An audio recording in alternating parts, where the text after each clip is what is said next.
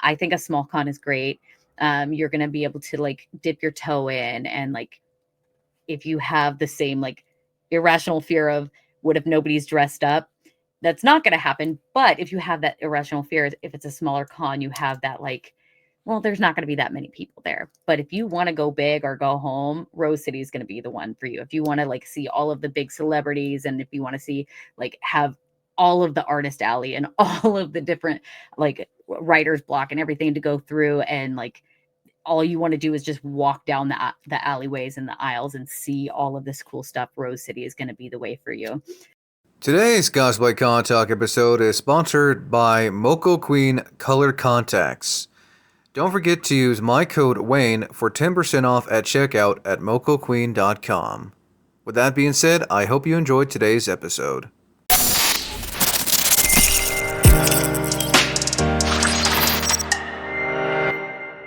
How's it, everyone? Wayne the Unknown here, and welcome back to another episode of Cosplay Con Talk. We basically discuss everything pertaining to the cosplay community and conventions. Today, we're going to be doing another episode for Get to Know That Cosplayer, and I'm joined here by Pacific Northwest cosplayer Lyrixx Cosplay. How are you doing, Lyrixx? I'm doing well, thank you. I am very excited for the upcoming convention season, and I am just preparing for that. So, and the nice warm weather. Oh, yeah, no. The weather's getting nicer, it's getting warmer. So, yeah, it beats the rain, especially with this being the Pacific Northwest. You know, we always get that weather, and I think getting the Absolutely. sun is a nice change, but, still just got to be careful when you go into conventions up in like the Pacific Northwest, because you never know. Always have a backup costume, or always have like an extra jacket or something. You never know. Oh no, as I always say, as I always mention, do your research if you're ever going to be traveling for a convention, and we will actually be getting into that. But first off, I want to give a shout out to Mutrib for suggesting you'd be a guest on here. Shout out to Mutrib, definitely recommend following him. Yeah. So to begin, how long have you been cosplaying for, and what got you into cosplay? Oh gosh. I want to say about like a little over 10 years now. And getting into cosplay is such a funny story because I used to dress up just for fun, not even knowing what cosplay was. Like I'd go to movie premieres and dress up as like my favorite Twilight character or whatever it was at the time. And then one day I was just like at home and I get a call from my mom and she's like, "Hey, do you want to go to a convention?" And I had kind of heard or seen in movies like, oh, people dress up and go to these. And I was like, okay, well, only if we can dress up. She's like, I've already done it. I'm already like, I'm prepared. Let's go. So I'm like, we're halfway to the convention in like full Ariel and Ursula, and I'm like, what if nobody actually dresses up? What if we're like the only people dressed up in a costume? She's like, no, trust me, you're fine. We're gonna be just fine. And we get in, we have a blast, and we've been addicted ever since. So it's kind of like It a seems family like your affair. mom's. It seems like your mom's been is familiar with conventions. Yeah, she's been my con buddy since day one. Oh, She went she's your to a as convention. a nice. Yeah, it's a whole family affair. She got me addicted to cosplaying and conventions, and then we got my partner into it, and my niece is into it. And then, like every time a friend even is remotely interested, we're like, "Oh, don't worry, we'll help you dress up. Come on with us." So basically, your mom, as I would put it, is your to quote a Disney movie, to quote Finding Nemo, your convention exit buddy. Yes, exactly. Someone to Yes. someone to bring with you to conventions when like either because you don't want to go alone, things just get a little too hectic, so you like need to say, hey, can we go somewhere else? So that's nice that your mom like, and also, as I say it, if you've been cosplaying over for 10 years, you're what I call a cosplay veteran. You have seen the changes of the cosplay and the convention scene. Plus, you got to experience what it was like pre-COVID before everything pretty much changed. Oh yeah. Yeah, it's almost unexplainable, but it's definitely visible. It's definitely there, and there's a lot more like unsure, and like I don't know, almost like a it's harder to connect with people because we're all like still stuck in that like everything was digital for a while, and getting Hmm. used to and readjusting to conventions. And I think it's kind of given me a new like a new outlook, a new like this is another opportunity to learn how to connect in different ways and new ways, especially with somebody that has social anxiety like me. So it's been fun navigating, but very exciting to actually like learn new things about myself. Yeah, I mean, I know with COVID, a lot of people who never went to conventions, they discovered stuff about conventions and cosplay through TikTok. So I imagine when, COVID was, a lot of restrictions were lifted, people were going to conventions like, oh, this is what conventions are like. What do we do? Kind of thing. Yeah, And there's I think definitely that's a whole new crowd of people and re reintroducing con etiquette and like I've seen like people who are veterans being like, hey, like consent is important. Make sure if you're gonna ask, if you want a picture, ask for it first. And cosplay like does not it equal consent. exactly. And we're just like trying to re like reinforce that so like vocally and being very like we have to teach newcomers that it cosplay does not equal consent, because coming into the scene is it can be scary to ask somebody for pictures, but chances are we're going to say yes. Oh yeah, So no. I mean, sneaking a picture, unless you're eating, then like wait till I'm done eating and come find me later type of thing. exactly, and like we're people who like to dress up as characters for fun. We're really not that scary, except for horror No, cosplayers. Maybe they're a little bit scary, but that's the intention. depending on. I mean, if it's like Elvira, I wouldn't find that scary. True. And I cosplay Elvira myself, so I'm like, I hope I'm not that scary. So what was your first convention that your mom dragged you to all those years ago? It was actually Wizard World, which is now Fan Expo. Fan So Expo. God, I remember hearing nothing nonstop about Wizard World and Wizard World this and Wizard World's like, what is this? It sounds fun.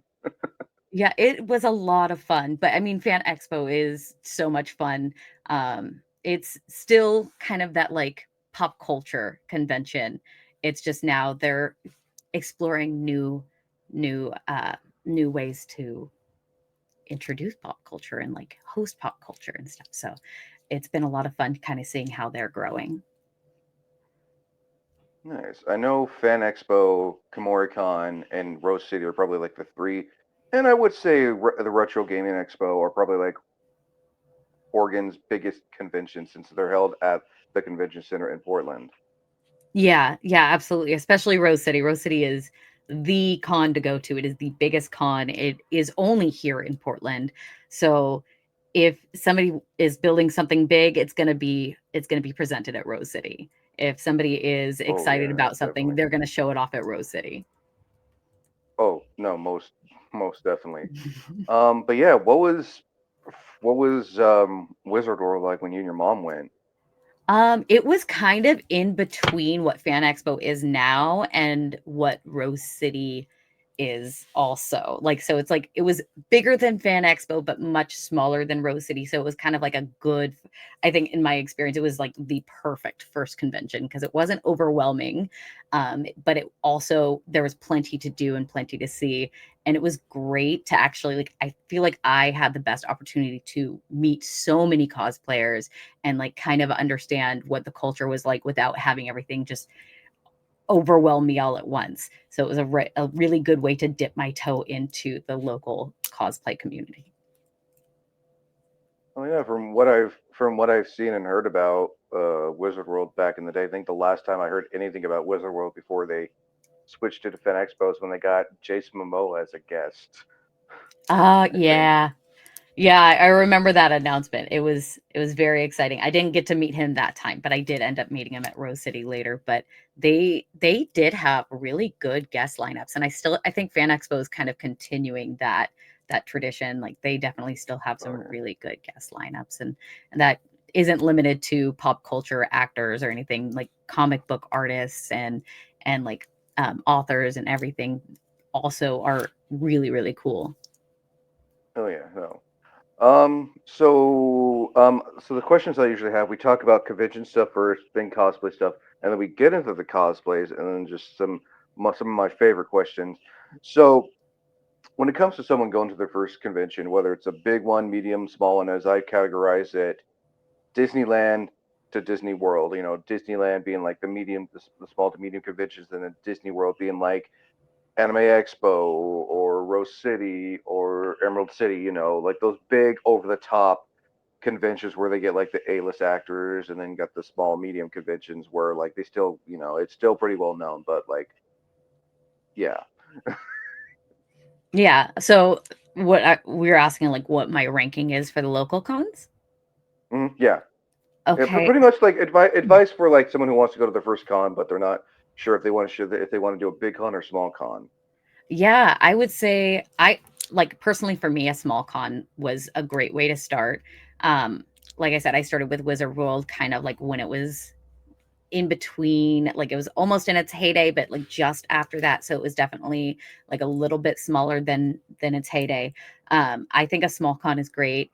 You're gonna be able to like dip your toe in and like if you have the same like irrational fear of what if nobody's dressed up, that's not going to happen. But if you have that irrational fear, if it's a smaller con, you have that like, well, there's not going to be that many people there. But if you want to go big or go home, Rose City is going to be the one for you. If you want to like see all of the big celebrities and if you want to see like have all of the artist alley and all of the different like writer's block and everything to go through and like all you want to do is just walk down the alleyways and the aisles and see all of this cool stuff, Rose City is going to be the way for you. Fan Expo is that nice middle ground right now where you can walk the entire con floor in the weekend, but you also have plenty of cosplayers to kind of interact with and you know take pictures of and all these bigger builds that you can still see and stuff like that. So there is, I feel like, plenty of stuff to do at Fan Expo without feeling that overwhelming sensation. No, I wholeheartedly agree. I think also people need to understand the common misconception. Like, I know when people think of conventions, they think, oh, I have to cosplay, and it's like you don't have to cosplay. You can just go in your normal clothes. Like, I think people need to realize that you don't always have to cosplay. Just because you see and hear people cosplay at these things doesn't mean you yourself have to cosplay if you don't want to. I feel like if you want to cosplay, go ahead. If you don't have to. Yeah, I know people who cosplay regularly who go in normal clothes. Like they'll pick a convention that's their normal clothes con. There are people I have known that go to conventions all the time and never cosplay, but they have just as much fun. There's so much to do at every convention that you're never going to be bored. Like even if you don't want to walk the aisles, there's panels you can go to. If you want to sit and just like people watch and like talk to cosplayers and just take pictures of people and like ask people for pictures, you can do that. If you want to just look at art, you can just look at and spend so much money on art. It really is just up to what you want to do, but there's no hard fast rule that you need to cosplay or can't cosplay or anything. It's a convention you can do. There's so much to choose from. Oh yeah, no, there definitely is. And this brings me to another question. When preparing to go to a convention, like yourself, and also advice, what do you normally bring with you when you go to a convention, whether it's a local convention, a convention out of town, or a convention out of state? Like, what are some of the stuff you bring with you, and what advice would you want to give to someone on what they should bring with them if they're traveling for a con, whether it's in their hometown or out of town or out of state? I definitely recommend bringing a water bottle. I 1000%, whether it be a disposable, like easy, like cheap water bottle that you empty on the way into con, and then you, because some conventions won't let you bring liquids in, but some just don't care. But there's always like somewhere where you can fill up a water bottle. So bring something so you can stay hydrated. You're walking all day, you're going to be tired. Probably bring some ibuprofen if you are somebody who gets like sore feet, or if you are going to be wearing a big cosplay, or if you tend to get headaches or something, bring something like ibuprofen or Tylenol or something, because you're not going to want to leave the con necessarily like early, but you also don't want to suffer through it. So definitely Oh, be oh prepared for that. man. I learned that I lesson for Kirkamori Con 2023. It's like big con. Oh, I'm fine. Oh, why am I not feeling well? yeah, yeah. There's been multiple times where like I've gotten a really bad headache. Most of the time it's because I forget to hydrate, but that's why I say bring a water bottle. Um, Yeah, I've suffered through with headaches and feet aches and stuff like that. So that's why I recommend ibuprofen. Always bring like a small thing. Like if you're not traveling, I like to bring a small thing of deodorant. I hate the idea. I'm terrified of feeling like I smell. I am very paranoid about that. I always bring like a small thing of deodorant that way. If some part of the day I'm like I feel stinky, I will go to the bathroom and I will reapply deodorant. I don't like the idea of being smelly. And that's me on a regular basis, It's so I have it in my it's car all it's the time. it's it's cheap, you know. Don't like. I get there are some people who have that condition where they, no matter how much they shower, no matter how much they, they clean themselves, they'll still smell. It's not like they're not trying to, have proper hygiene. It's just your body would just won't let you have that clean smell, good smell hygiene. So like, but if you are able to smell good after a shower, please shower at a con. No one wants to walk past you at a con, or you don't want to walk past anyone at a con. Next thing you know, because I remember walking at Komori, and I'm just like walking past certain people, and I'm just like, okay, just keep walking, keep walking, keep walking, because like, and I didn't say anything, but like, it's just, I get it. You're at a con, you're walking, but also, yeah, like I said, please proper hygiene. Whether it's brushing your teeth or putting deodorant on or something. Yeah, yeah, absolutely. I like growing up I was a bullied kid. So like anything that I'm like, "Oh, that could be." I would develop this like, "Okay, this is how I'm going to like," and I never wanted to be the stinky kid. So now that in my everyday life I'm like, especially since that is something that people outside of conventions will talk about, "Oh, it's always smelly at cons." I'm like, "Not me. I'm not I got all of my essentials. I'm good." But essentially, uh, deodorant, snacks are very important. Convention food is very expensive, and sometimes it's not Mm, great. So bring mm-mm. like a little, like a couple granola bars and stuff like that. Get coffee before you go to the con. We're fortunate in Portland. We have a Dutch Bros like right down the street. We can walk to it. And if you don't like Dutch Plus, Bros, you there got is Burgerville Starbucks. down up the We road do. from the We convention. we do. I can't recommend that enough to anyone watching this. If you're going to a con in Portland and you need like some good food, you got Burgerville. You got Denny's next to a Red Robin. I gotta plug a little local shop, Oh yeah, Frank's no, please, Noodle yeah, please House. do. Frank's Wait, Noodle what's it House called? is it's called Frank's Noodle House. They are Ooh. very, very local. They were featured on like drive-ins, diners, and dives, Oh yeah, and I've heard of they're them. so good. They're my it like a Sunday of a convention. Me and my partner and a couple friends will go down there. We'll get their black bean noodles. So good. I 1000% recommend them. They're one of I will my have favorite staples. to when I go to when I go to Kumo this year, or when I go to Fan Expo next year. I'll definitely have to stop by because I love a good bowl of ramen Yeah, they're and they're noodles. amazing, and they like if you like fried rice and stuff, they have that too. But I highly recommend their black bean Ooh. noodles if you're not wearing something that's easily stainable, because the sauce is like a slick oil black, but it is well worth it. It's Ooh, delicious. that sounds so good though. But yeah, no, I highly recommend because con it's not the convention. It's not the like the people who are running the con itself. It's the convention that will charge. Because I know they have that dragon boat in the Hmm. in the convention center. And then they got like the coffee shop, which I've actually had the coffee in that coffee shop. The con is really great, especially if you're arriving there early at the con early in the morning. Yeah, But then and you're like, I've learned that go there's a ahead, lot of sorry. like contracting and stuff behind the scenes where like it's harder for people who like make food and like even like nerdy food and like stuff that are meant for conventions to get into conventions because there's the contract with the convention center that wants to push the convention center food because if the convention's making money off of food and all of like their ticket prices and stuff, like where's the convention benefiting? So it makes sense, but be prepared for that. Oh yeah, no. I remember going to KomoriCon in 2023 and seeing that dragon boat place. The line was so packed all the Yeah. time. Because I mean, I get it. There were noodles. Who doesn't want to have a good, bowl of ramen or noodles or something while at an anime themed convention. I mean, It makes sense. Yeah. That I mean, it they did does. that right. Oh no, they did. So another thing, traveling. What is it like for you traveling to a con out of town or out of state? If you travel to out of state cons. Yeah, the one out of state con that I have done so far is Emerald City.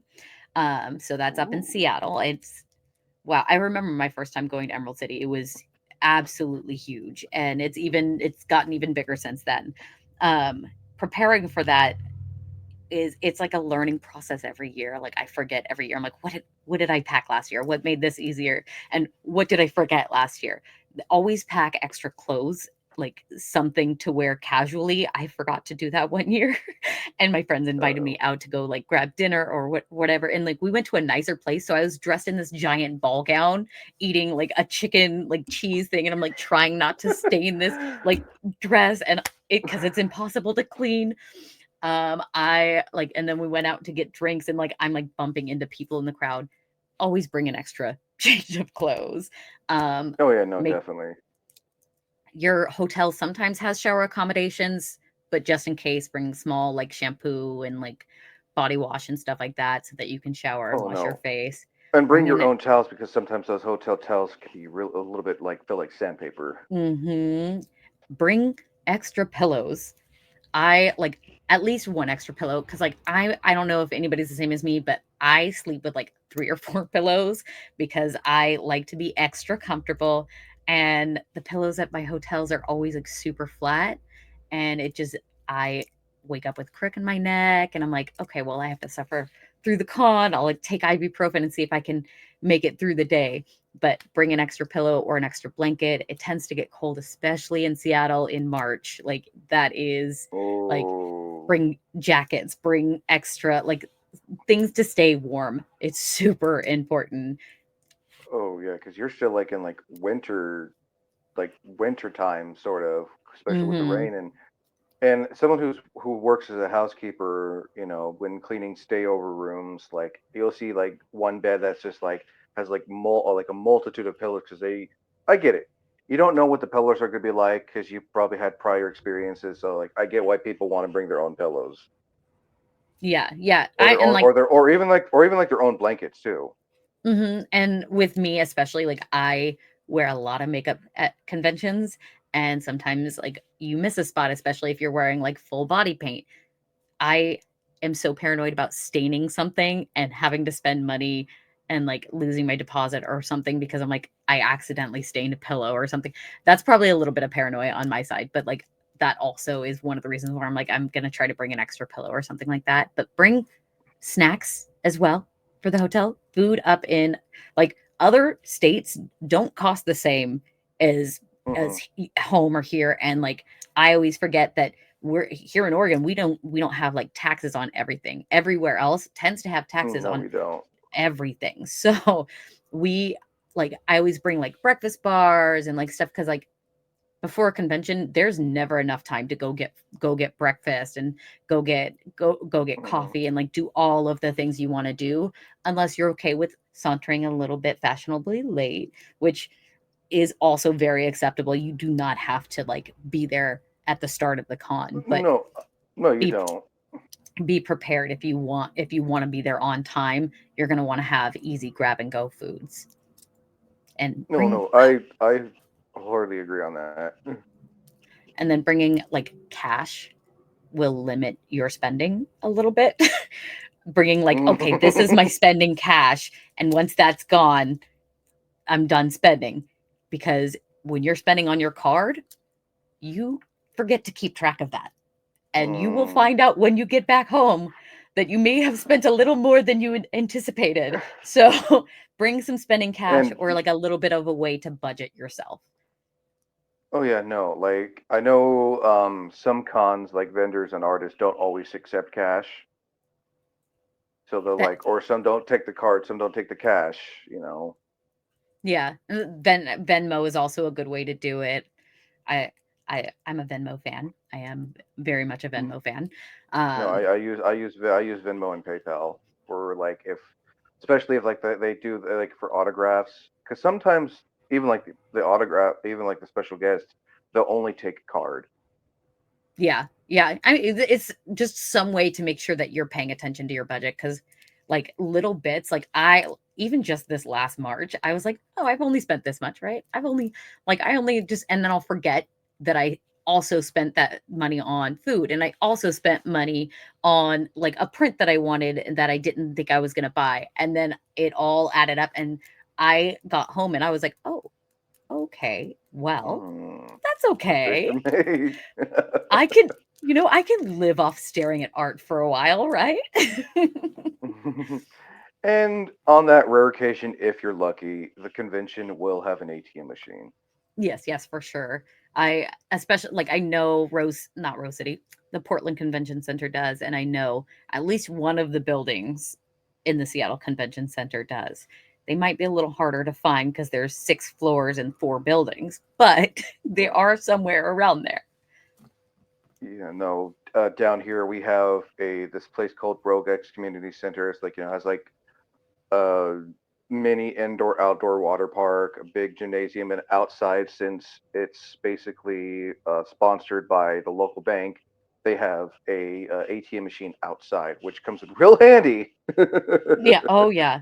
I think the only like the when I say like bring cash, like if you're not using the same bank, they always have that little charge. I don't mind it, but just in case. But Oh yeah, no. there's been many times that ATM has saved me. Oh yeah, no. No, ATMs are the best.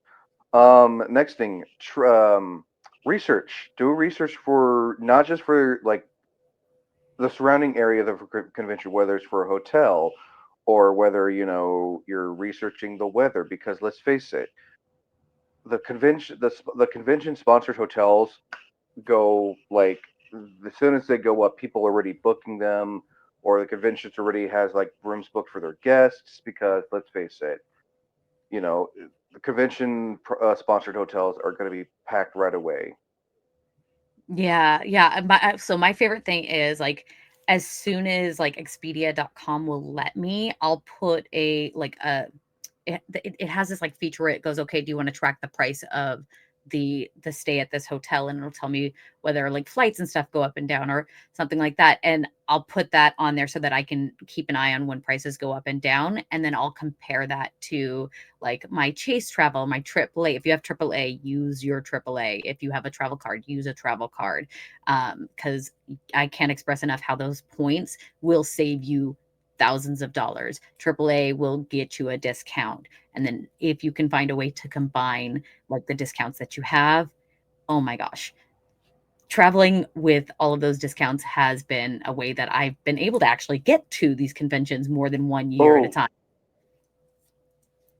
oh no, wholeheartedly. Someone like me, I use Booking.com, and I'm a Booking.com rewards member. So like, not only will it show me the full price, but it'll say, hey, if you book now, you're only having to spend this much compared to what it's normally charged. And I'm also that person who goes the extra mile to call the hotel, say, hey, just letting you know, I booked through this, this third party website. I just wanted to confirm my check in time and everything because not every hotel is going to get the notice about having a third party booking. Yeah, yeah, and, like, if you are, like I said, if you're a AAA member or if you have a travel card or if you're a union, if your job is unionized, there are travel benefits for that. There is, like, discounts for unionized members, so, like, look at all of your different things, like, sometimes even just having a certain job will get you a discount, so, like, make sure you Oh are yeah, no. comparing prices against websites, but also like looking at what your union has or what your AAA benefits are or what your card has for benefits. Just make sure you're looking at the whole thing. It's a little bit of work, but it definitely helps save money, and then you have more money to spend at the convention. Exactly. Now part two of that one, do your research when it comes to not only the weather but the travel, so you can see, what road's going to be closed. Is there going to be, traffic? Like definitely plan ahead when it comes to researching on traveling and the weather, because especially here in the Pacific Northwest, it could be sunny then the one day, the next day it'll be rainy or it'll be snowing. I know in March, like there was one year that I ended up having to cancel my trip up to Emerald City because there was a snowstorm. It's been a long time since. I think that was like I think that was probably my first Emerald City that I was supposed to go to, and I don't remember if it actually ended up snowing or not, but we canceled it because there was the threat of snow, and I can't drive in a snowstorm, and my car can't handle any amount of snow. You So don't I want to. was You like, don't want to. You don't want to risk it. You don't want to get stuck in exactly. the snow.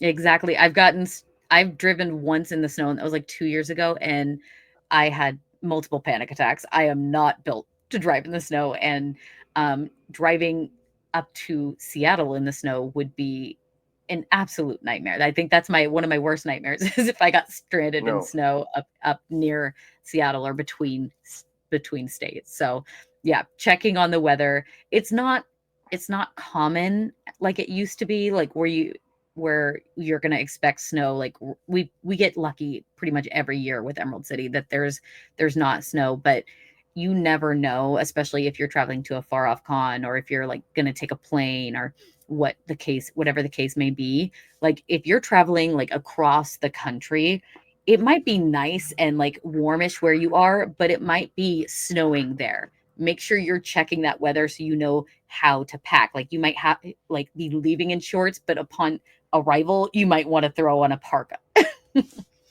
yeah, no, I wholeheartedly agree. Like, even I remember last year during I think it was last year during Fan Expo how the Portland got that bad like snowstorm and people were stuck on the road, getting in accidents, and I remember seeing them people blaming the con itself, saying you're the reason why we got into this car accident, you're the reason why we're stuck. It's like thing is, cons can't always cancel. Yeah, they do their best to prepare, but like if the con cancels and then they lose that money, and then next thing you know that con may not be a thing. And I remember people saying, "Oh, we need to boycott Fan Expo because they're the reasons why we're like." Don't blame the con. Like the con, like you yourself chose to go up to this con during this kind of weather.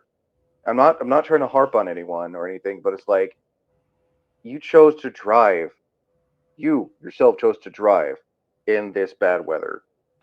Yeah, I definitely ended up not going because of the weather myself, and they were really like pleasant, really nice. They rolled over our tickets to the next year. So that made it so that like I was not worried about it. I was not out any money. And I do have friends that can drive in the snow that made it. And there wasn't a lot of people there, but there were still people who showed up and chose to drive in the weather. And like if you can and you're confident with that and you know that you can make it there safely, fine, have fun. But if you're not confident at all, don't risk it. No convention is worth your life, No, you know? I mean I feel bad for the people who got stuck up there because flights were canceled because of the bad weather, or people couldn't drive because the roads were so icy. And it's just like it sucks when you're going to a convention and then as soon as you get ready to leave, like bam, rain, snow, like you're stuck. So where can you go? Type of thing. Yeah. Like It's definitely a hard decision. it's always good to plan ahead and always check your apps, check the weather because you can see what the weather's be like for that entire week. And if you're not able to go, then I get it. It sucks that you spent all this money and you're not able to go, but like sometimes safety is more important. Absolutely. And honestly, here in Portland, like if you can't drive, we have a great transit system. Like you can go from the airport directly to the convention center. And if you're in a Mm-mm. hotel nearby, like take transit if you really want to go, take transit. If you're not sure about No, driving, take transit. But if I've taken the Amtrak before, and it gets you there. yeah, I'm on transit and TriMet all the time here, and like some experiences aren't fun, but Mm-mm. especially in the snow, if I have to get somewhere in the snow, I'm gonna take transit because Oh I yeah, can't drive in the snow. I remember. I Um, remember. Hell, I remember hearing how Amtrak was shut down during Fan X last year because of how bad the weather's was. yeah, that should be your clue right there is like if if Amtrak can't do it, don't risk it. Don't Mm-mm. risk it. Mm-mm. The Mm-mm. tickets will roll over. You which I'm glad conventions will do. Like, hey, sorry, sorry you're not, but if you want, we can roll over, your tickets for the next year. Yeah, And absolutely. hopefully, and hotels, if you do it on time, the hotel will refund your money. Yeah, and that I think that's the hardest thing is, like, if you get unfortunate enough and a hotel won't, I think that makes your decision whole lot tougher, but if your flight can't make it in, there has to be some sort of line where that they understand, like, where you can shift it and, move it. Oh yeah, no, So, I do agree though. If you can't make it to a con because of bad weather, like multiple people, I feel like if you do it enough on time, the hotels or con or whatever should refund your money because that's like hundreds of almost thousands of dollars you spent to want to travel and everything. I mean, ask about if, like, if they can't refund it, ask about a credit so that you can still like, so that you're like, "Well, I'm using this hotel in the future," and then you can just Oh yeah, use that no, that's for a different booking at that same place. that's also a good idea. Let's see here. So now on to what conventions do you plan on going to this year, and what is all that dream convention? Is it a convention you always wanted to go to, but just right now it's not in the budget, and you're just like not mentally not ready to go to it just yet? This is fun because I'm actually adding some new conventions to the roster this year, which I've not done since I Ooh. started going to Emerald City. So I'm very excited. My I'm going to Meadowlark Comic Con this year, which is in July. I'm very excited I about will be that. seeing you there because I will be doing media and press there this year. Awesome. I just got you're the first person I'm telling. I just got word that I will be officially guesting at that con. So it's my first time guesting. I'm very I will excited. definitely be seeing you. I'll be there myself this year because I work with that con for media and press coverage. So I'll definitely be seeing you there, and I will definitely have to interview you in person now. Absolutely. That'll be so So exciting. this is a cosplay con talk special. So stuff like that. I call them cosplay con talk special announcements. Yeah, It's just all specifically for cosplay con talk. So if anyone who watches this, be sure to keep an eye out for Lyrixx Cosplay at Metal Art Comic Con this year. I will be bringing stickers and so much fun stuff. So yes, please come say hi. I'm very excited, and I'm adding at my first out of state con that isn't in Washington. We're going to be heading to Sioux Falls SuperCon this year, which is Where's that also at? a first. It's in Sioux Falls, South Dakota. So that Ooh. is, yeah, it's a bit of a distance, I was but gonna we're going to say be in. that's definitely like. Is that are you gonna take a plane or are you gonna drive there? We're gonna take a plane. We plan to go to South Dakota this year anyway, so we just kind of lined it up so that we could go to the convention because we hear great things about it every year, and I'm so excited to experience SuperCon. It sounds like a blast. But other than that, my typical cons are on the roster. So we just went to Emerald City. We'll be going to Fan Expo and Rose City. I'm kind of eyeing Wasabi Con again this year, but I'm not sure whether or not I'll be able to make it. I'll have to make sure to check my schedule with that. And then we're adding a couple Ren fairs to the list as well this year, which I've never been to a Ooh, Ren fair, but I've wanted to go so bad for so long. So we've added that to the calendar and we'll be heading up to I nice. believe the Canterbury Renaissance Fair. Since you're going to Metal Art Comic Con, which is run by Colossus Girl Entertainment, I highly recommend checking out their other con. It's they moved it. It was originally in California, but they moved it. It's called Tri Cities Comic Con in Tri Cities, Washington. Oh, okay. Yeah, Oh, yeah, yeah, we're looking at Washington Summer Con as well. That's a new one that we're looking at, but nice. Tri-Cities And then Comic Con also, sounds yeah, and then they also have down here, here in Medford, Oregon, with Metal Arc Comic Con, the same people who run the Tri Cities one in Metal Arc. In September, they have Anna Medford. I've heard of that one. I've heard so many great things about that one. It's That's one really that I good. wanna add to the list. I highly recommend it because it's the same people who run Metal Arc Comic Con. They also have Gym State in Boise, Idaho, and then they have given a shout out to Colossus Girl Entertainment, and then they have their Nevada one, which is called Silver Age in Okay. Reno, Nevada. Yeah. Man, I've never been to Oh, and Reno. I've never been to Nevada. they also got Beaver State. Oh, in that one Bend. sounds familiar. Okay, okay. I think I've heard And of then that they one. Like, and then I think it's in Beaverton. It's run by some great people. It's called Mid Valley Comic Art Expo. I've It's heard also of in Central that one as Oregon. well. Okay. Yeah. I'm gonna have to I'm just do some research on I that. like giving shout outs to I like giving shout outs to local conventions because I feel like the local conventions really need, always support your local conventions Oh, as I see absolutely. it. Yeah, absolutely. One of my favorite local conventions. I've only been once and I'm looking to go again. Is Dyer Brook. That one is here. Last time I went, it was at the Double Trees. It's really new and it's run by a cosplayer. Absolutely like So someone who so knows what they're doing. important. Yeah, exactly. And like I only got to like take a tiny look around, but it was so cute. It was so fun. I was only there as like a makeup artist. So I like didn't have a whole lot of time that I got to spend and look around, but I'm looking to attend as like just an attendee so I can actually like look at everything and enjoy everything, especially because I've Nice. only been to maybe one other hotel con. So I really want to take a look at that one and get more acquainted with that one. Oh, It seems like very a lot of nice. fun.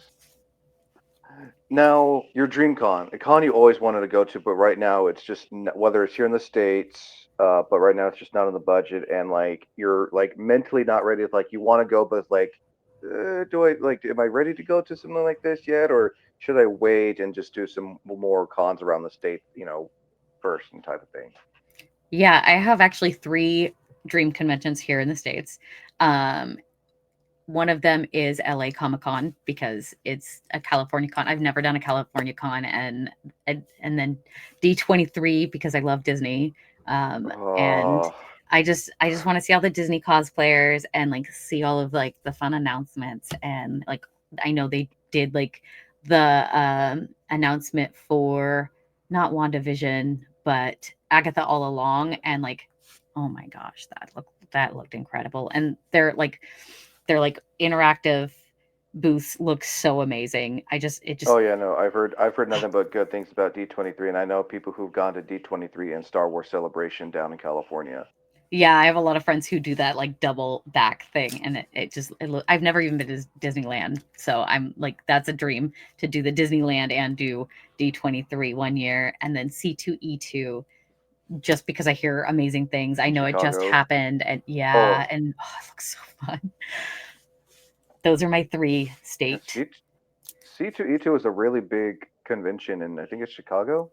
Yeah, yeah, yeah. Okay, I've heard like that's a really popular one. Um, yeah, no, LA Com. First, of all, I've been to two California cons, SAC Anime and SAC Con, a few years back before COVID, and they're really good cons too. Yeah. I've Uh, heard of like my friend wanted to take me to Fanime one year, but that was right before COVID hit, so we ended up not being able to go because it got canceled. But hmm, but that was for a little Fanime is good. while. One day I'll get to that one. No, no, it's definitely. Now into cosplay related questions. What advice would you want to give to someone who wants to get into cosplay for the first time, but they're unsure because you know how some people will go on the internet and search up cosplay and they'll see all these big name cosplayers and then they're like, oh, that's what cosplay is? Well, I don't know if I want to do that now.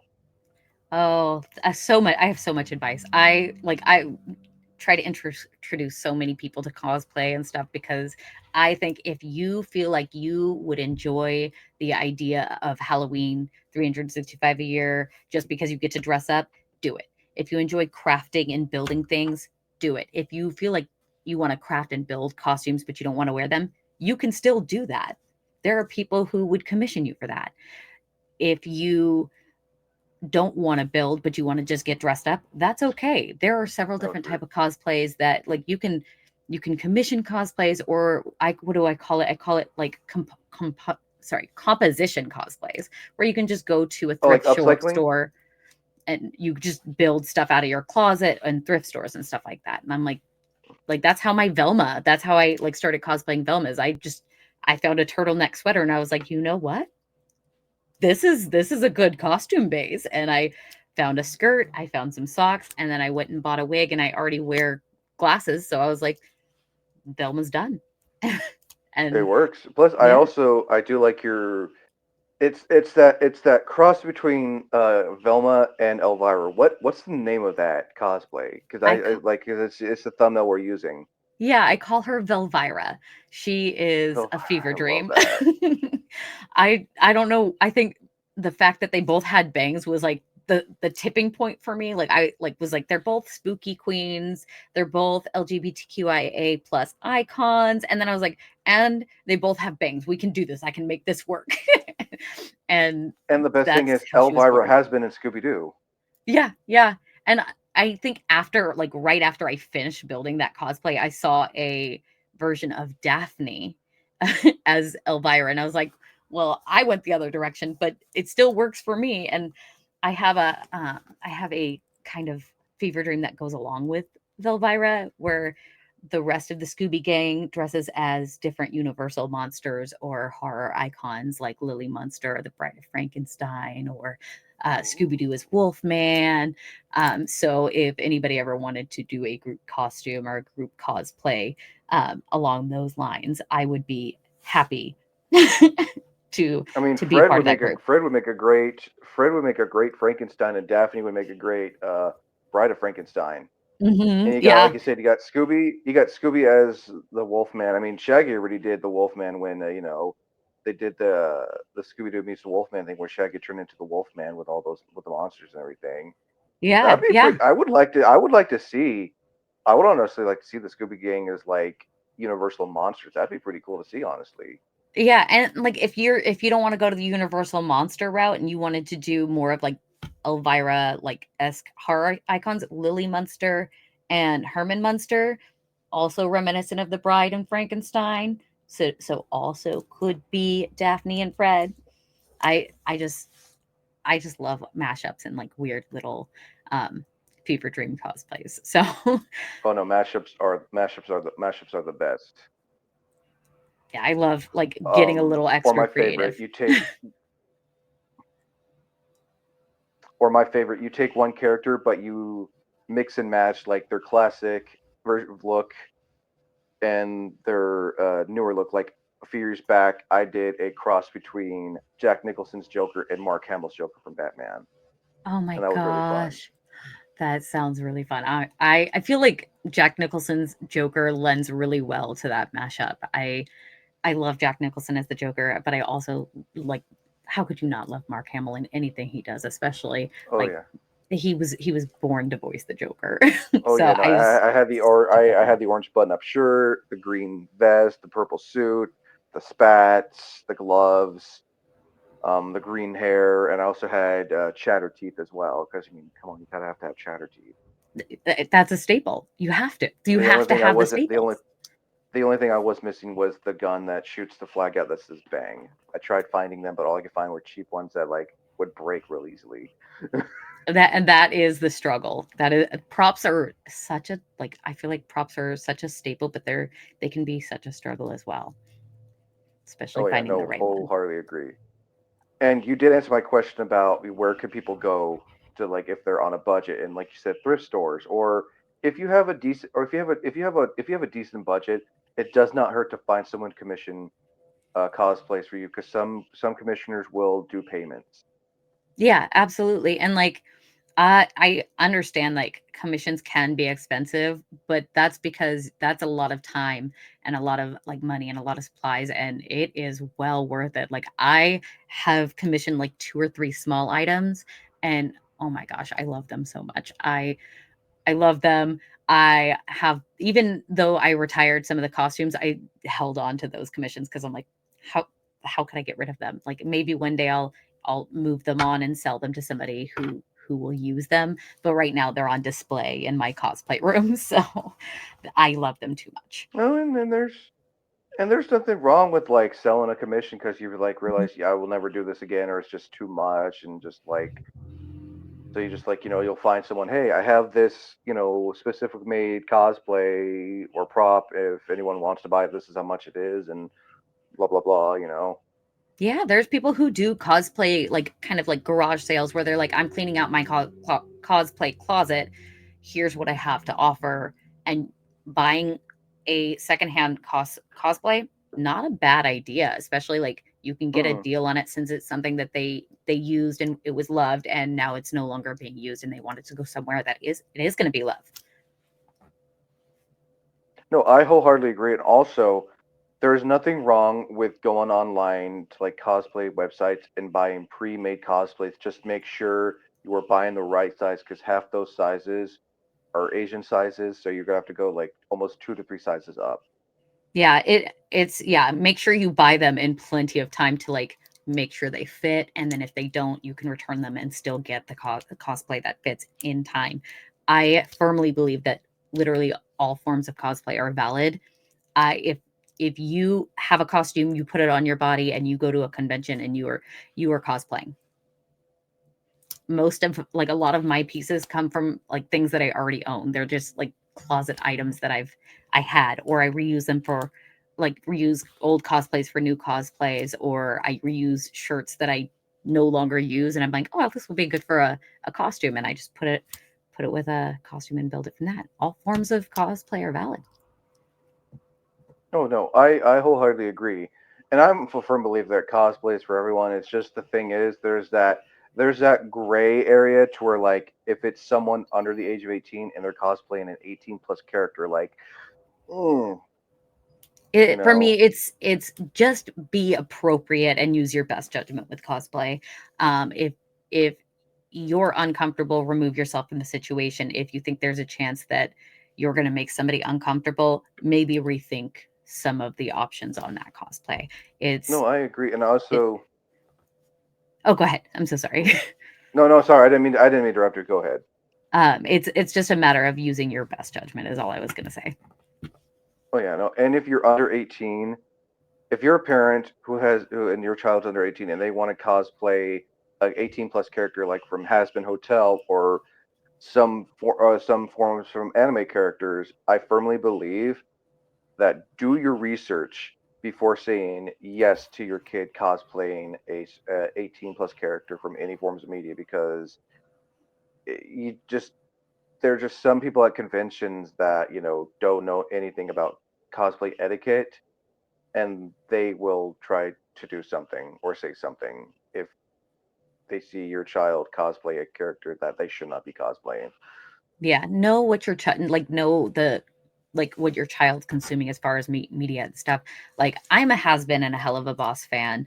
I'm a huge Brandon Rogers fanatic, and I mean, who I, who isn't? I I mean, like his old yeah. TikTok days. I um mean, his I, old Vine days. I mean, yeah, yeah. I was fortunate enough to meet him this time around, and like such a sweet human being. But I've also witnessed where because of the under 18 factor, he's been put in uncomfortable situations because like some of the actors are being asked inappropriate questions by minors and they have to figure out how to navigate that. And as a parent, you can't blame the actors for the content they create, because you also have to be paying attention to what your mhm. children are watching and how your children interact with that. Like I have a niece who's under 18 who enjoys Hell of a Boss and has been, but she watches it with a parent and she's also talked about very like thoroughly about it and say, hey, this is inappropriate, this is, and like it's very monitored in which episodes are okay to watch and which things are okay to repeat and not okay to repeat, and stuff like that. So if like they were to ever meet an actor, they know, hey, there's some limitations with this content that maybe isn't appropriate. Like going to their panels is probably never going to be a thing that they can do until after 18, because those panels tend to be formulated for 18 plus. Just because it's animated does not mean it's all for children.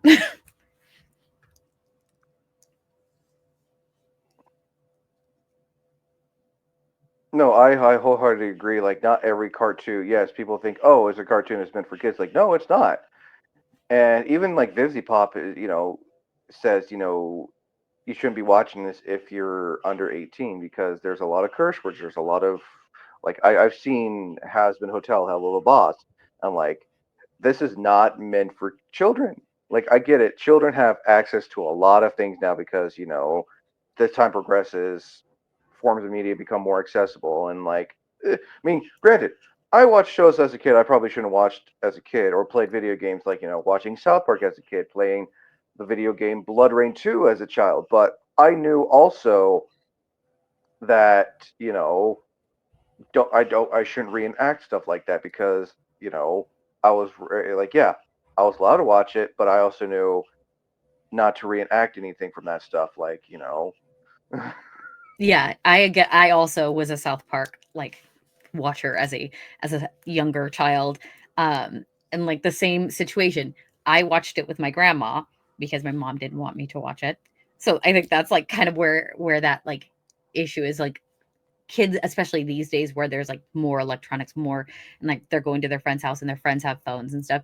Chances are they're gonna watch it with or without your permission, like at mhm, least like in some scenarios. And I think that's why like my mom chose to say, okay, we're gonna watch it, but we're gonna watch it together so that I can be informed in what you're seeing, as well as I can be inform you on what's appropriate and what's not appropriate. And my mom's a fan of Hell of a Boss and has been, like she cosplayed Husk at this most recent Emerald City. yes, She's Stormy Night Husk is cosplay my on all-time favorite. she's Stormy Night cosplay on Instagram if you ever want to take a look at her stuff. I think I follow her. I've heard that name before. I can send her your way if you need. Oh yeah, no, yeah, no, definitely. Now, as someone who's probably worn heels and done makeup, I'm sure you're a firm believer that if anyone, whether you're a man or woman, wanting to wear makeup or heels or any kind of lifted shoe in cosplay, do your research and also test them before going to a con because you don't want to break out and you don't want your feet to be blistered. Hmm. Any kind of like anything that's going to alter the way you stand, the way you look outwardly. That goes for binders or corsets, heels, contacts, makeup. Make sure you're doing your research. Make sure you are doing it appropriately and safely. There are like, make sure your body can handle it. Test it beforehand. Like I cannot handle like bit long or tall heels for long periods of time. I can handle some short heels for short periods of time, especially if the heels are a little bit wider or for longer periods of time. But I learned the very hard way one year that I can't handle small heels, uh, like thin heels for long periods of time. Um, do your research. I know that like everything, if you do it without being careful, can have a lasting effect on your body, and you don't want that to happen. Uh, like I know that like some people will use ace bandages instead of an actual binder. That can have a lasting effect on your body. If you're using a corset and you're not lacing it up correctly and you're not breaking in the corset and taking care of yourself while you're wearing it and like wearing it for shorter periods of time and getting your body used to it, that can have a lasting effect. Wearing high heels for long periods of time can have a lasting effect. So be very careful, do your research, and give your body a break every chance you can. Oh yeah, no, I wholeheartedly agree. You don't want to be like Elizabeth Swan from Pirates of the Caribbean, where her corset's too tight and then she just passes out and falls over into the ocean. I mean, And that I'm not saying that will happen, but like if it's too tight or you can't breathe, you probably shouldn't wear it. And I also do firmly believe that train yourself wearing a corset. And I mean, you can pass out from wearing a corset too tight for too long. It is absolutely possible. Um, many like there are, especially if you're forgetting to eat or forgetting to take breaks or anything like that. It's I have seen people pass out for far less. Like I've seen people pass out for simply locking their knees, and Mm. it is easy for your body to give out. So just take care of it. Oh, also, if you're going to be cosplaying like someone like Angel Dust or him from Powerpuff Girls, because you've seen their shoes, Mhm. they're like stilettos, or as people would call them back in the day, hooker heels, where they're the long like black boots with like probably that much, you know, like that much to make you tall. Like, Mhm. do your research and practice and walk around home because you don't want to walk around the con and you're like doing this in your shoes. Yeah, I've seen them as far as like ballet stilettos where it's like you're essentially on your tippy toes and Mm. being held up by a heel. Be careful. And on the flip side of that, just because the character wears heels does not mean it's necessary for you to wear heels. It is Mm-mm. okay to wear tennis shoes and then create the illusion of boots with a cover. Nobody's going to be upset if you're not wearing heels. It if it's better for your body, wear flats, wear tennis shoes. There's been many times where I'm like, this character wears really high heels. I'm not going to do that. I'm going to wear some flats because I don't feel like walking around in heels all day. I don't feel like making like my feet hurt more than necessary or anything like that. But Oh you yeah, can no. also have them along for the ride in case you want to use that aesthetic specifically for a photo shoot or something like that. That way you get the aesthetic you want in your shoot, but your feet aren't breaking and dying and you're not super Oh uncomfortable yeah, and you can no. enjoy yourself. And I'm a firm believer that if like my sister, she was wearing flats and they're getting uncomfortable working con, but she luckily we brought a pair of like off-brand Uggs for her to wear because they're comfortable. It's like as she quoted, it's like walking on a cloud. They were comfortable, her feet weren't hurting. Shout out to my sister, by the way.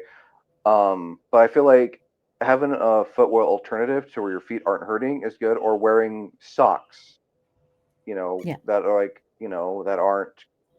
that are going to be comfortable because again, you don't want to leave the con after day one or day two and come back to the hotel or your house and next thing you know your feet are all bloodied and blistered. You don't want Yeah. that. You listen to your body. If your body's telling you something, it's for a reason. If like Your you body and your body knows you better than you. mhm, exactly, and you know your body better than the character you're cosplaying. So, like, listen to Exactly. your body, listen to your common sense. You know what I mean? Like I get it, you want to go accuracy, you want to go accurate, but I also feel like at the same time comfortability is sometimes better than accuracy. And also, if you're wearing a big cosplay or any type of cosplay and you need to go to the bathroom, please go to the bathroom. Don't hold it in because I give props to those cosplayers who can go to a con and not have to go to the bathroom all day. But then it's like at the same time, I don't. I commend cosplayers who are able to like wear all these full blown cosplays and somehow go to the bathroom. Like I imagine it's also a challenge, especially if like you're wearing a bunch of all the bells and whistles. Yeah, and like that's a good point. Like I always have somebody with me that I trust. I have like two or three people, like my partner or my mom. So if I am wearing a big costume, I ask for help. It is really important to find your people at a convention or bring your people to a convention so that if you decide to wear a big cosplay or a big costume, you have help. Don't be afraid to ask for help. No, I firmly believe that. Again, convention exit buddies are the best thing to have. Absolutely. Now on. Oh yeah, no, I wholeheartedly agree on that. Now on to cosplays you've done and whatnot. What's that one cosplay you've not done in so long that you would like to bring back? Raven from Teen Titans. I've been thinking about her a lot, as Like well as Roxanne from TV Goofy Movie. t- TV show Teen Titans or comic book Teen Raven from Teen Titans? The like 90s to early 2000s TV show, like Ooh. not like pre Teen Titans Go era. That Teen Titans Raven is to Oh, me okay. my The favorite. good Teen Titans, not that not that. I mean, I'll admit I watched Teen Titans Go out of sheer boredom, but I'm like, this is and you're allowed to cuss on here. I like give everyone one f bomb because this is a PG-13 podcast. But I like this is the stupidest fucking thing I've ever watched. Why am I watching this? I admit that I was very much like gatekeep and angry about it when it first came out, but I've since kind of seen a few clips and I'm like, I understand why people like it. I um I don't want to watch it myself. I'm still like a hardcore Teen Titans Hmm. fan, but like I get it a little bit more. I'm a little less like angry at it, especially since they did I that mean, Teen Titans Go crossover, and that was oh I was like, yeah, okay, all right, I can get on board. all right. And I've seen people cosplay as Raven from Teen Titans Go, especially when she's like wearing that yellow suit and like her legs are showing and everything. Yeah, I yeah. can't I think remember what that was called. I think I've seen that as well. I've seen like a bunch with the V cut bangs, which Mm. honestly I love the V cut bangs, but I love the OG like Widow's Peak the best. Oh yeah, no. And you said Roxanne is also another one from the Goofy movie. Yes, just because I know the 30th anniversary just passed, but I only ever got to do like a closet cosplay of her, and I just love her. She's such a She's sassy little queen. she's really simple. Just you need the right red wig. You know, paint your nose brown like how they have it, and then like the green. It's like what a greenish shirt, Mhm, I it's like think. a teal, like aqua teal, something like that. Yeah. And then her blue shorts, and then like a pair of Converse is I think what she wears. Yeah, I feel I like it would be think a I can't perfect remember. Sunday comfortable cosplay, like just to Uh, relax a little bit, but also still And have fun. the best thing is you can just wear that casually too if you wanted. Absolutely. And I'm like, I painted a shirt with her on it in that color, like the color that she wears. So I like have something similar, but of course, like Roxanne's not going to wear Roxanne on a t-shirt. So she might.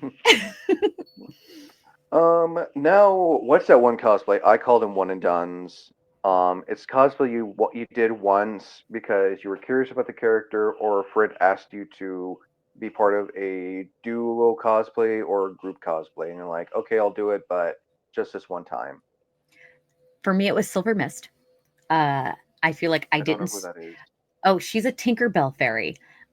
She is the water fairy. She's got really long blackish blue hair. She's phenomenal. She's one of the like elemental Tinkerbell fairies, pixies. I love all of them. I love all of the pixies, but I don't think I did Silver Mist justice. I think um, I would much more be a Tinkerbell or a Periwinkle, which is Tinkerbell's sister with the like white hair. Um, Hmm. but I don't think I could ever do Silver Mist again. She was fun though. Oh. No, that's completely fair. Now, what is your favorite cosplays? I call them comfort cosplays. Is a cosplay you'll do no matter what, whether it's just for fun or you want to bring with you to convention because you know it's something you're wearing and it's not going to cost too much. Like, eh. Um, I want to say Velma or Velvira now because I'm so addicted to Velvira. And then Velma's just super comfortable, easy to throw on, easy makeup, and I can wear my glasses, so even a bonus. I also like the spyglass thing you have, the prop you have in your Velvira. Is it Velvira or how do you pronounce it? Velvira. So it's Vel from Velvira. Velma and then Elvira. Okay, yeah, I like the. Did you make that spyglass? The The original one I made, but the latest one, so it's like a much taller one. That's probably it's from the photos that you've seen. That was actually made by Trexie Cosplays. That was one that I basically I commissioned. I tried to commission, but um, I have done work for her in the past, so she wouldn't take my money. Nice. I actually kind of want to ask about this now. What made you want to do a crossover? I know we kind of talked about it, but what made you want to do a crossover between Velma and Elvira?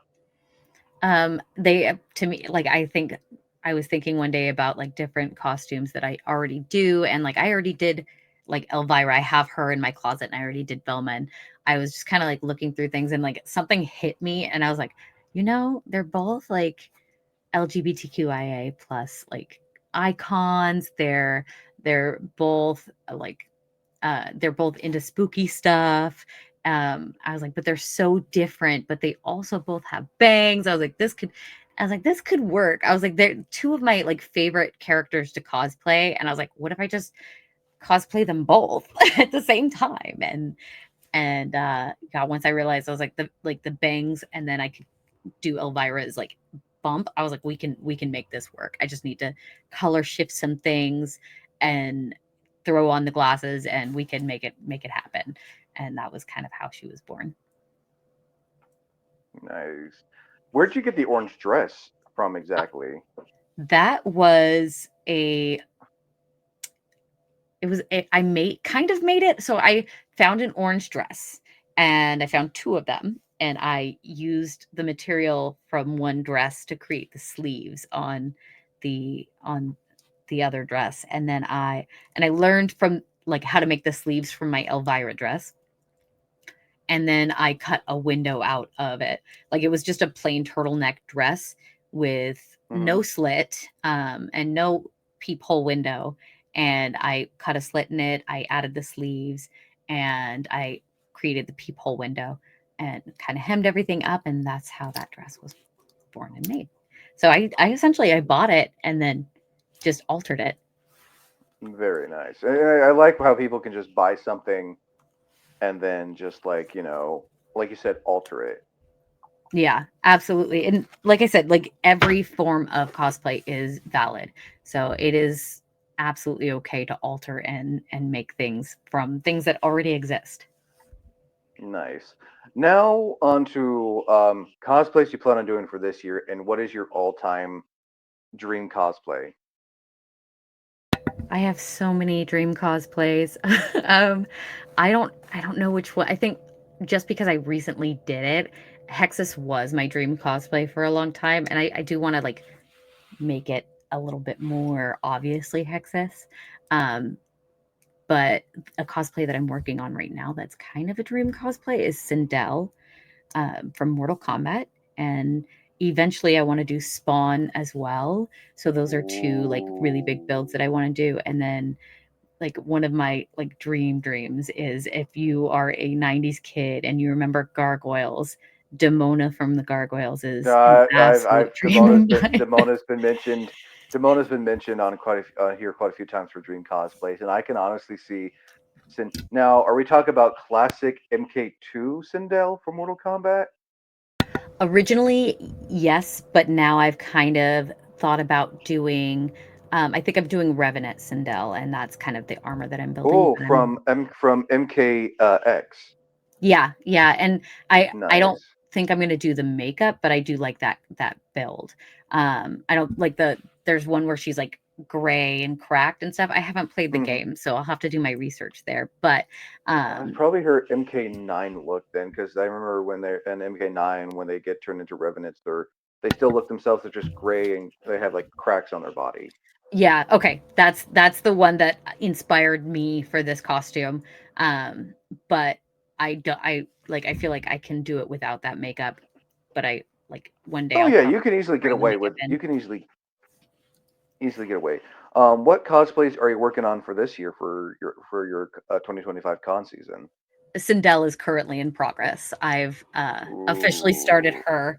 I learned a new technique for armor building, and she's kind of the main one that I'm focusing on. But I'm also thinking Well, about that'll like be. okay. No, sorry. Go ahead. Sorry, I didn't mean to interrupt. No, you're totally fine. I'm also looking at like upgrading a few old cosplays like Aku and Jasmine, and then I have a few smaller builds that I want, or smaller like cosplays that are not going to entail building that I want to bring out. Which one is like Toucan Sam, the cereal mascot. I've also considered Crazy Cravings, which is the honeycomb mascot, and I also was thinking about making Captain Planet a full costume. So I'm kind of Ooh, feeling a little bit I've never seen. I'm feeling a little bit hectic this That'd be year. pretty cool. And speaking of Sindel, Metal Arc Comic Con did is getting the voice actor who voiced Liu Kang in MK9. Liu Kang's one of my favorite characters outside of Sindel. Yeah, Tom Choi. For anyone watching, he's gonna be a guest at Metal Arc Comic Con this year. Okay, maybe I'll have to kick Sindel into high gear because I was only planning to have her by September, but maybe July. I don't know. That might be a little bit too soon, but I'll see how much I can get done. I can't wait to see what cosplays you're gonna do for Metal Arc Comic Con. Yeah, That'll be I pretty have cool to see. a few small ones that I'm like thinking about, but now I'm like, maybe Sindel's worth bringing to this just so I can meet Liu Kang's voice. Now can I? Now I'm starting. I do this thing where it's like, if I can pick a cosplay for you to do, if that's okay. Yeah, absolutely. Since you mentioned Velma and Elvira, it's like there's one character I can think of. It's from a '90s movie. It's from the Witch's Ghost, Thorn from Hex Girls. I love her. I've always wanted to cosplay her. Absolutely. Yes, without a doubt. Like she's on the list. I have a list 10 miles long and she's up there. So, Like yes. you mentioned Elvira, you mentioned Velma. It's like, okay, spooky Thorn from, and she's also voiced by one of my favorite actors, Jennifer Hale. So, Yeah, yeah. Oh, absolutely. Do you want to hear another chaotic cosplay that has come to my mind that I've thought about recently? hmm, Do you know, have you ever watched Tiny Toon Adventures? no, So, Elmira. Elmira Duff, and then maybe uh, making her with Elvira because their names are so similar. I think that was kind of the joke. Yeah, so I was like, maybe I can combine the two and just make that joke a reality. I mean, yeah, I can see it. I remember Tiny Toon Adventures. Yeah, That's such a so good show. I've thought about Elmira a lot lately. From someone I'm who was feeling from really someone who's chaotic. from someone who for someone who's a '90s kid who was born in the '90s and was raised on Animaniacs, all those classic, Gargoyles, Road Rovers, and all those '90s shows. Definitely. Yeah, I'm a huge Um, kid at heart. nice. Now into some of my favorite questions. Have you ever had any cosplay mishaps? A Oh cosplay of my yours or a prop just ripped, shattered, tear, like whether you were getting ready for the con or you're at the con and you heard that sound like oh shit, like where's it at? Yeah, I've had a few. So I used to cosplay. I called her Cinderbella. She was a combination of Cinderella and Bellatrix Lestrange, and I intended to bring her up to Emerald City one year, but I packed her entire costume except for the hoop skirt, which was the only thing that kept the skirt in a wearable shape. So I got like the Saturday morning of the convention, the day she was supposed to be worn is when I realized I didn't have the hoop skirt. So I had to create a whole new cosplay that day. Sorry I about that. mean, That's my it alarm. happens. Con crunch can be a nightmare. You're like making the cosplay and you're like realize, okay, I'm ending up finish this. Like sometimes it's good to have a backup. Sometimes I know people will just like, I'm just not going to cosplay if I can't finish it, or they'll wait till after day one, then go back to finish it. So hopefully they can do it for day two or day three.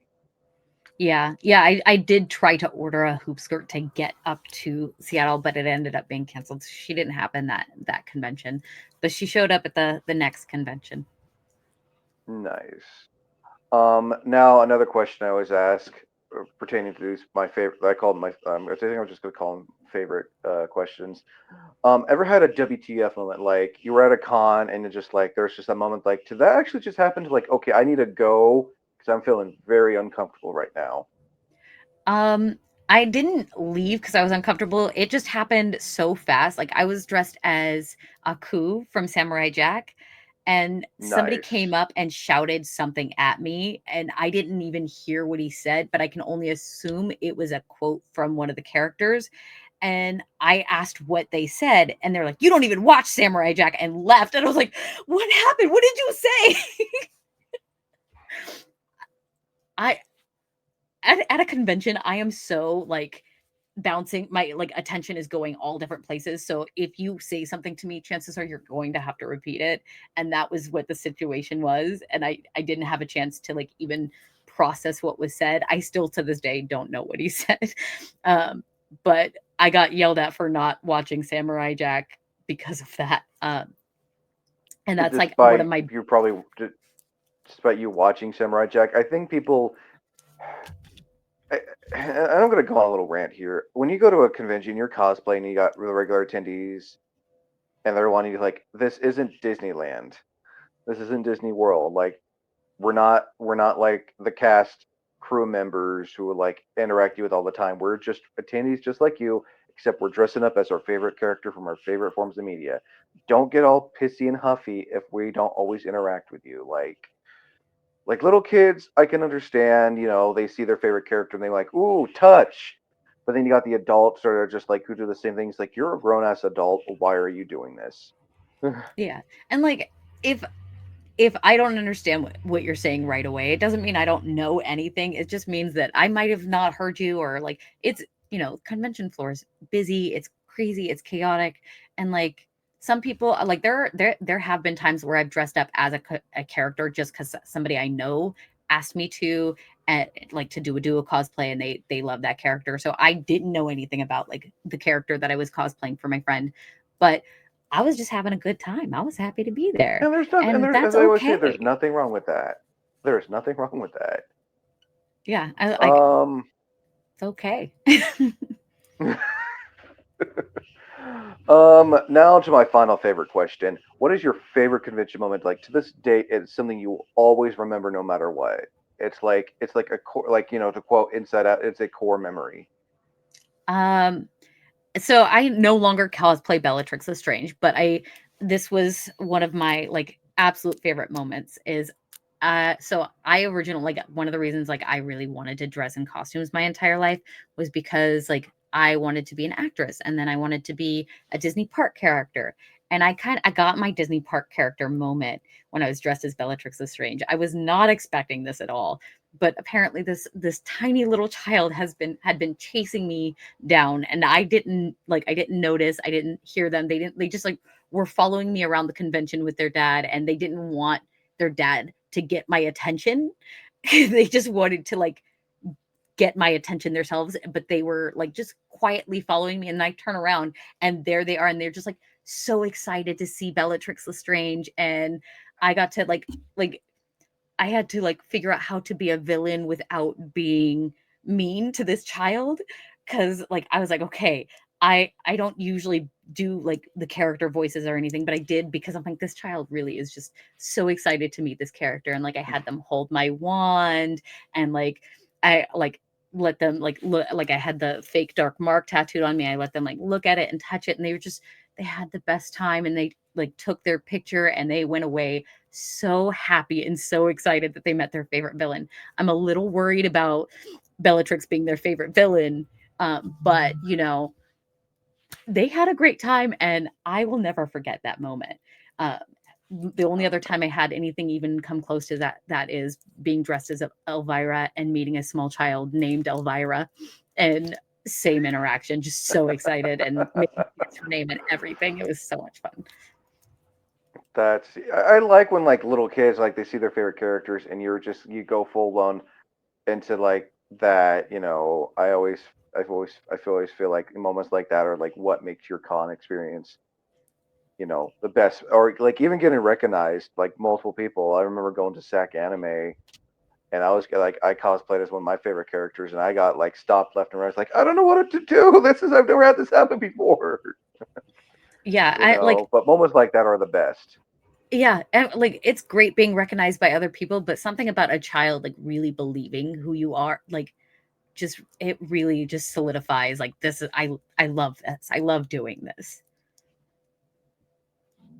Nice. Oh yeah, a secondary character I think I can see you cosplay as. I was just thinking about it. Ever seen Adventure Time? Yes, Marceline. I have cosplayed her. I've actually cosplayed her and Fiona the Human. I love, Oh, if you yeah. ever if you ever get the chance, we need to do because he's a character I've not done in a while. But if we ever get the chance to do a collab, we got to do Marceline and Ice King Simon. Oh, absolutely. I've been thinking about bringing I Marceline back, so let me know. I, I I will haven't bring her I haven't back. I haven't done him in I haven't done him in years. It just takes a lot. The makeup, the suit, and I also need to reorder a new crown because the crown I have broke. And yeah, I completely understand that. But like if you ever feel like it's worth the Oh yeah. effort, let me know. I Marceline Oh is no. an easy put together from the stuff I have in my closet, probably. So I Nice. would be more than happy to bring her back. I may bring it back for Fan Expo in 2026 then, pending.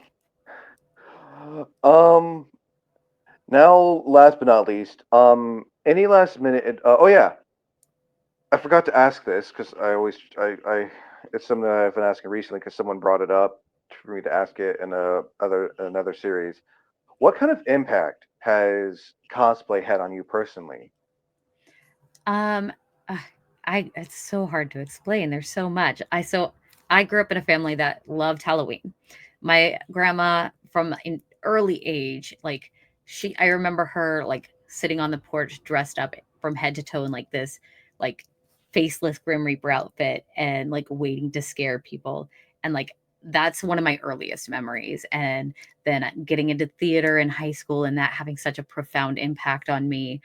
And then like my mom being the first one to introduce me into cosplay and like it just kind of is like this like solid fixture in my life and like having social anxiety and being afraid to talk to people and having trouble speaking in front of people, something about being in cosplay has allowed me to kind of be outside my bubble just a little bit each time, each convention, each costume, and it's kind of helping me be a little bit more solidified and more have a better self-esteem and have a like an easier way to kind of talk to people, and that's kind of leaking into my everyday life where I'm like, okay, I do this at conventions. I can talk to people. I can if I can talk to people in costume, who says I can't do it out of costume? You know what I mean? So it's kind of just helping me um become more who I am and be okay being more who I am in public in everyday life. So I feel like that is the best way to describe like the biggest impact it's had on me. Right. And now the other question, actually, this question I asked prior to something else um, out of the series. How much how much has cosplay and conventions changed for you since you first started compared to now? Um, I feel like it's changed for me personally a lot because I used to think that going into conventions it has to be like a one for one perfect, like it has to look exactly like the character. Like I had a very specific like this is how I like if I'm gonna do this costume, it has to be done exactly like this. And now it's like, am I having fun? Do I like this costume? Cool, let's go do that. And realizing that like, oh, it doesn't have to be one for people to appreciate it. It doesn't have to be like an exact replica. Like just ever since I've started doing Velvira, like people enjoy it just as much as I do. And I didn't, I went in thinking, oh, I'm going to get a good laugh out of this costume. I'm just having a fun time wearing it because it's funny to me, and people appreciated it from the gate. And like just knowing how like something that is just something silly in my brain is other people are in on this joke that I just kind of created. And I just love that more than anything. I'm like, I'm making a joke. I'm being a little comedian to myself, but other people can also laugh at this little thing. It's silly and it's fun. And instead of being like everything has to be perfect, it doesn't have to be perfect. It has to be silly. It has to be fun. It has to I have to all that's required is having a good time. No, I wholeheartedly agree. As long as you're having fun, that's all that matters. Yeah, you're gonna have those gatekeepers. Yeah, you're gonna have those people that are being major tools. But as long as you're having fun and you're not causing like any harm or problem or anything, I think that's all that really matters. Like having fun Mhm. and enjoying the hobby. I mean, let's face it, this hobby is fun, but it's not. There are times where it's not cheap either. So you Yeah. got really gotta like invest in it. But like even just grabbing your regular clothes and finding a wig that matches the character, like their casual version of Velma, because she's worn Mhm. multiple outfits throughout the series. Whether it's the swimsuit she's worn or the other outfit she's worn, because The giant yeah. parka where she can't put her arms down. That that's one of my favorites. Or That's the one of leather my suit from the leather suit she wears in the second Scooby Doo movie. that is also a dream cosplay of mine. I think about that costume every I mean, day. It has changed my life. shout out to Linda Carter. I can't remember how to pronounce her last Cardinelli. name. Uh, yeah, shout out to Linda for wearing that leather jumpsuit And in the second Scooby Doo movie. Like, can you send the costume cool. department my way and let me know where I can get it? I just that's it. I want to do. I get think about that all the time. And the wig and her and she's it's just her wig, red lipstick, and fucking see my language. The scene where she comes down the stairs and tells Seth Green's character like, "Who's your mommy?" I just freaking lost Oh it. my It's like, gosh, yes. who's my mommy? I Scooby Doo 2 gets Again, a shout bad out to rap, Linda but for being able to wear that, and shout out. Oh, I like it. James Gunn did a really good job, in my personal opinion.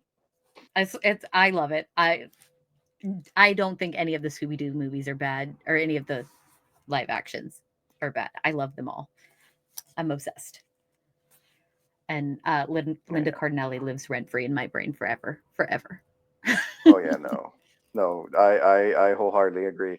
Um, last but not least, um, where can people find you on social media if they want to stay up to date with your cosplays, your conventions that you're going to, and where they can like find a way to interact with you if they have any questions as well, especially Yeah. pertaining to some of the questions I've asked you. I am all over the place. I am on Instagram as Lyrixx Cosplay. I'm on Facebook as Lyrixx Cosplay and Modeling. I am there for a while longer. I am trying to kind of move over to some other platforms. I'm on Twitch as Mythical Lyrics. I've only recently started streaming horror games, and I'm having a great time doing that. I'm on TikTok as Lyrixx Cosplay, and I'm on Blue Sky as the Lyrixx. I think that's all of them. Ooh. I'm all over the place. And links to all those will be in the description below. Again, Lyrics, thank you for coming on again. I want to give a shout out to Mutt Rip for recommending you to come on here as a guest. I cannot wait to meet you at Middle Art Comic Con this year and potentially maybe at Fan Expo. You said you're going to Fan Expo next? This year, Does I'll Fan be at Expo Fan only do it Expo. once a year? Yeah. Wait, so Oh, Fan Expo 2026? yes, this coming Fan Expo. Sorry, I have Oh, forgotten what so yeah, I month will we're in. also see you. I will also see you at Fan Expo in 2026 in January because I finally we get to go to that because I looked at my PTO. I was like, okay, we can do this. I've never done a January con before, a winter con, so we can do this. Absolutely. Yeah, uh, I'm excited. I'm excited to meet you firstly in July and then see you at oh yeah, going forward at other conventions. oh yeah, no, definitely. So again, that should do everyone. Again, Lyrics, thank you for coming on. As always, I'm Wayne the Unknown. Until next time, thank you for listening, and as always, thank you for watching.